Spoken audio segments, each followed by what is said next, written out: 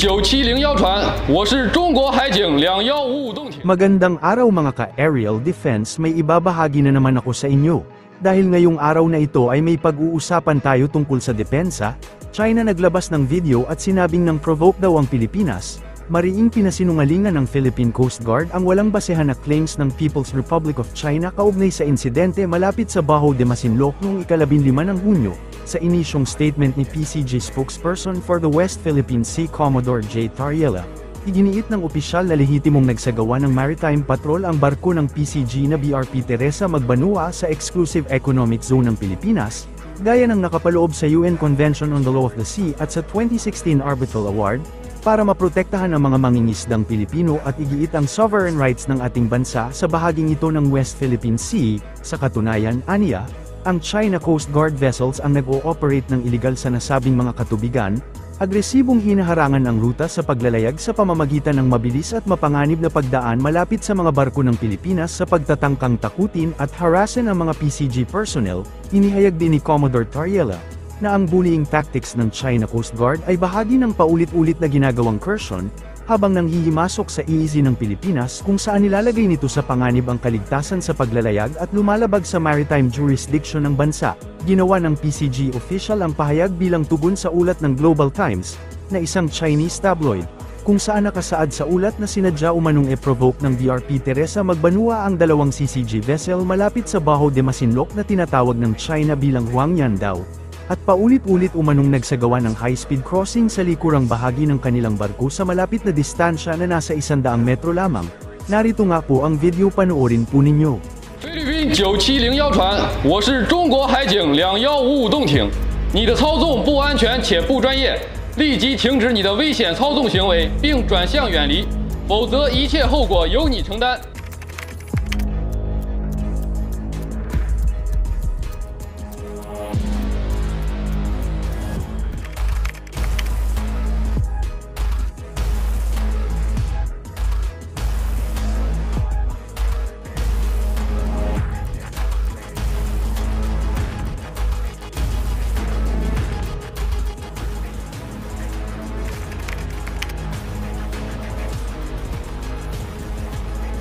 Stop your dangerous move and keep clear immediately, or you will bear full responsibility for all the canceled. Sa kabila naman ng panibagong walang basehan naratibo ng China, nananatili ang dedikasyon ng PCG para protektahan ang soberanya at mga karapatan ng Pilipinas sa West Philippine Sea, nang hindi gumagamit ng agresyon at ipagpapatuloy ang pagdokumento at pagsisiwalat sa buong mundo sa mga ginagawang paglabag ng mga barko ng China sa naturang karagatan. Ang Armed Forces of the Philippines ay ginagawang moderno hindi para sa mga layuning opensiba, kundi para palakasin ang mga kakayahan sa depensa ng bansa. Sinabi ng isang opisyal noong Huwebes, dahil mayroon tayong modernization program ay hindi nangangahulugang mayroon tayong anumang intensyon na lumaban sa ibang bansa. Sinabi ng tagapagsalita ng Philippine Navy para sa West Philippine Sea na si Rear Admiral Roy Vincent Trinidad, ang tinutukoy ni Trinidad ay ang AFP Mid-Year Command Conference na ginanap sa Camp Aguinaldo, Quezon City, na dinaluhan ni Marcos, Defense Secretary Gilberto Teodoro Jr., at iba pang matataas na ranggo ng mga opisyal ng gabinete at militar. Pinabulaanan din ng opisyal ng Navy ang pahayag ng isang retiradong general ng Philippine Air Force, na ang Pilipinas ay baka matulad sa Ukraine at ginagamit bilang pawn sa power play sa pagitan ng China at United States. Matagal nang may hindi pagkakaunawaan ang Pilipinas at China dahil sa ilang bahagi ng South China Sea kabilang ang West Philippine Sea, kasama ang US sa mga vocal supporters nito. Madalas na tinatawag ang China dahil sa mga agresibong aksyon nito laban sa mga sasakyang pandagat ng Pilipinas. Ang sinabi ni retired General Romeo Poquis, we would like to ask her to address specific accusation. Mga sinabi siya na ano ba to? Are we being turned into a launch pad for someone else's missiles, an unsinkable aircraft carrier in the Indo-Pacific? Na ano daw tayo, sir, let's not be another Ukraine. We just won on paper. So can you address yung mga ganong remarks?